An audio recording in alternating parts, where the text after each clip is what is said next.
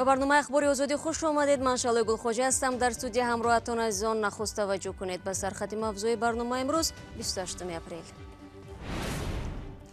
аз сафари ҳайати фаннии Созмони ҷаҳонии тандурустӣ ба Тоҷикистон чиро мунтазир бошем? Мусоҳибаи Галина Перфилева бо Радиои Озодӣ. фармон асту иҷро не ва ё чаро корфармоёну полиси Русия қарори Владимир Путинро нодида мегиранд ва аз муҳоҷирони кори патенту регистратсия талаб мекунанд? тавсия медиҳам ба ҳамагон, тавсия медиҳам ки то рухсатӣ надошта, рухсатнома надошта бошанд, аз хонаҳои зисти худ берун набароянд. худро бо захираҳои дохилӣ таъмин кунед. мақомоти маҳаллӣ чӣ гуна истифода шудани заминҳои назявлигии сокинонро назорат мебаранд? картошка, зироатҳои ҳамина бисёртар кунанд ки зиёда 40% захира бояд зиёдтар шавад.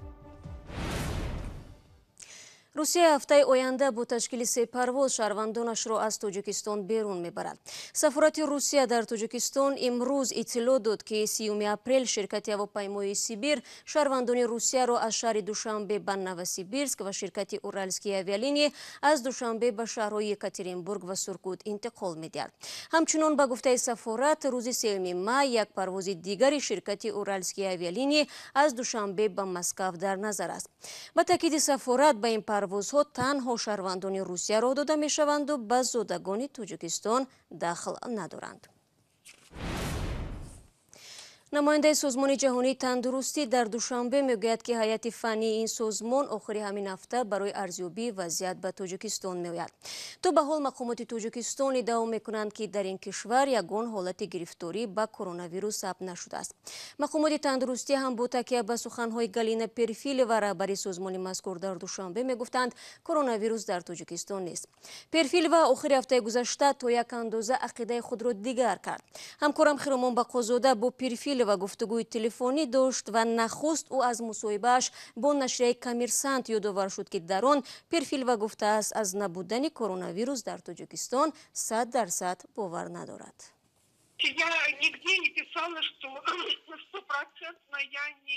ман ҳеҷ ҷое нанавиштам ки боварии 100% дорам, аммо манзараеро ки дар ҷаҳон ҳаст мушоҳида мекунем. дар саросари ҷаҳон дарсади хеле зиёди сироятҳои беаломат ҳам вуҷуд дорад.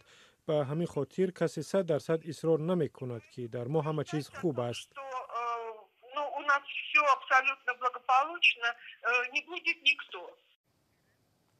саволи дигар марбут ба шикояти кормандони тиб дар шабакаҳои иҷтимоӣ буд. ба қавли пизишкони тоҷик аз онҳо талаб мешавад либоси муҳофизатиро бо пули худ бихаранд. шояд ин либосҳо ёрии башарӣ ҳастанд ва бояд ба онҳо тақдим карда шаванд. Перфилева дар ин бора чунин мегӯяд. ман чунин далел надорам ва инро тасдиқ карда наметавонам ки дар бархе муассисаҳои тиббӣ ҳодисаҳое рух медиҳад ки аз назари ман ғайриқобили қабул аст. агар чунин ҳодисаҳо ҷой дошта бошанд, дар бораи онҳо на дар шабакаҳои иҷтимоӣ балки ба унвони вазорати беҳдошт бинависанд. мо ҳам бо шумо бояд дар бораи ҳодисаҳои воқеӣ гап занем. агар ман медонистам ки чунин ҳодисаҳо дар кадом беморхона ҷой дорад, бо ҳамкорон ва раҳбарият гап мезадам, вале қотиёна мегӯям ки чунин ҳодисаҳо набояд ҷой дошта бошад. ин тасаввурнопазир аст.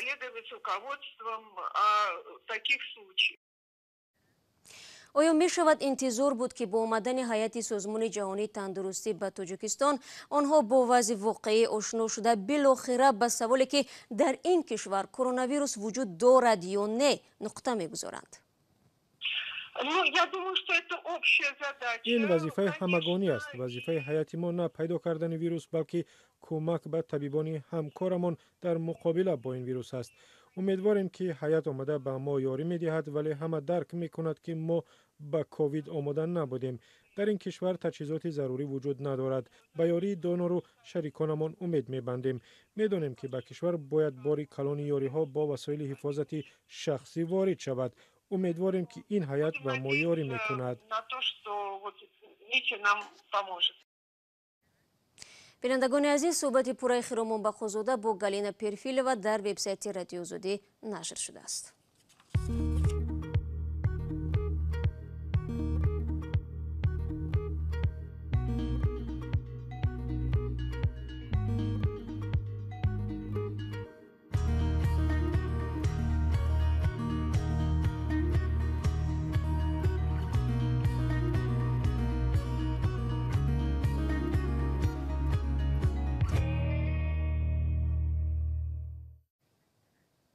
شما برنامه خبری رادیو озодӣ رو тамошо доред.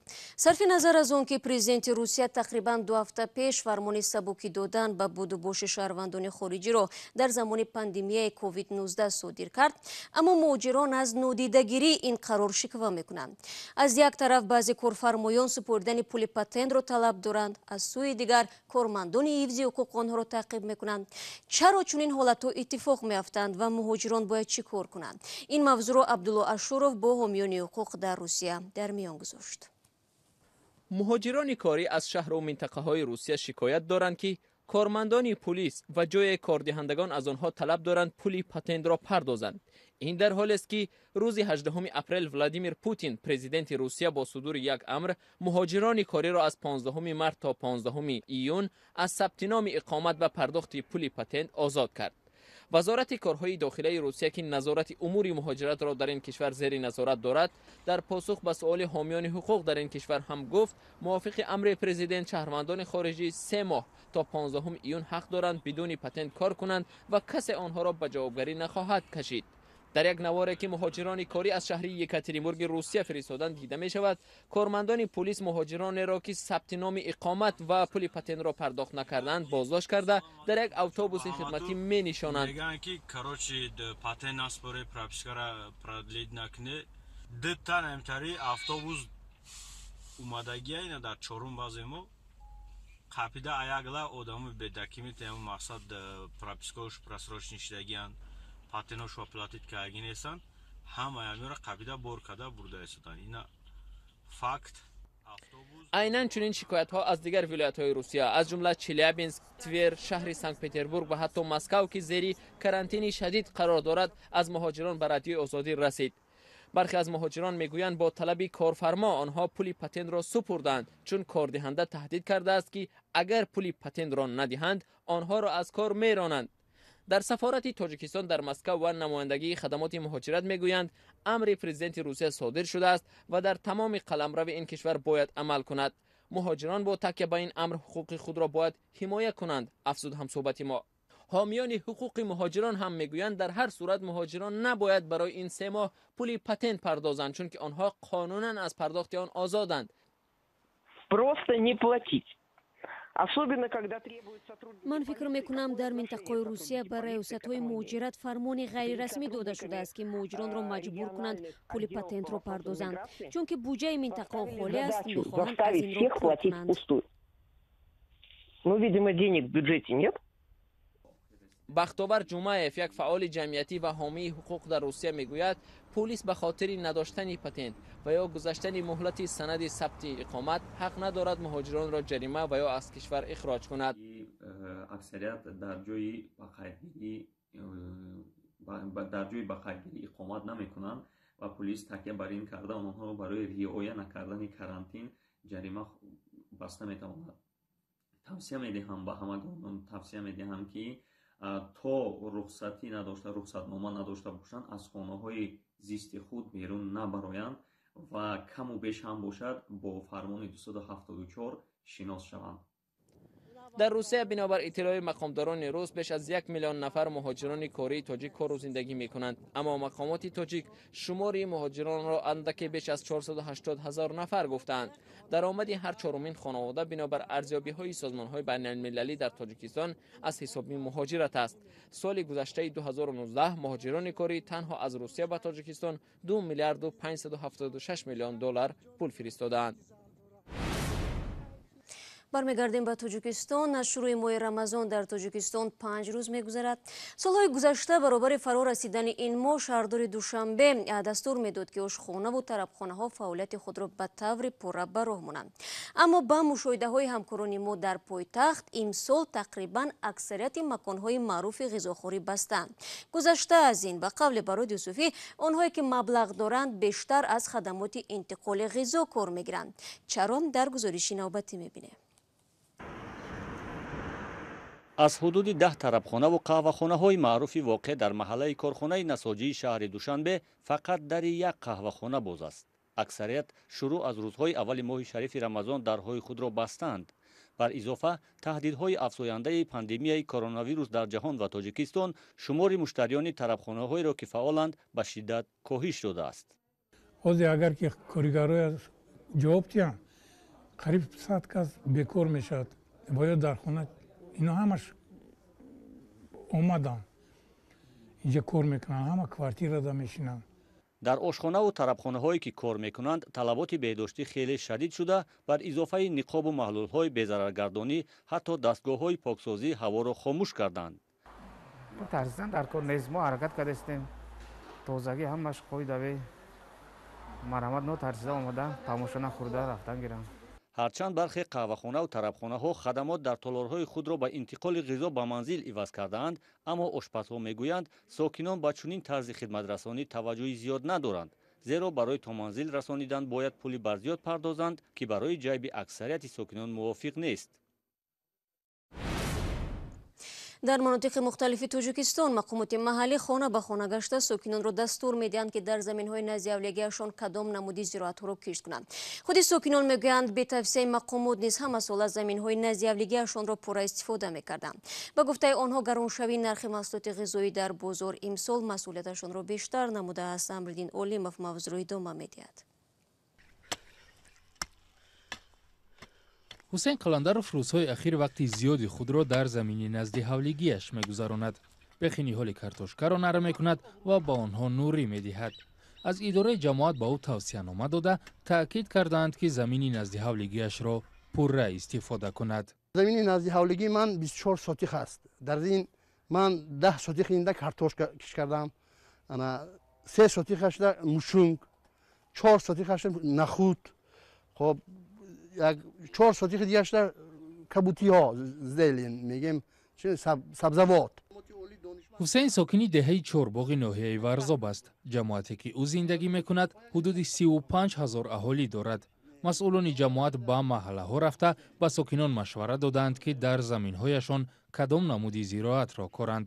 ба 2700 хоҷагӣ чунин тавсиянома тақсим карданд. рӯзҳои наздик мана боз ба хонаҳои мардум даромадем. дар тавсия аслан гуфта шудааст ки кишти заминҳои назди ҳавлигӣ дуруст истифода баранд,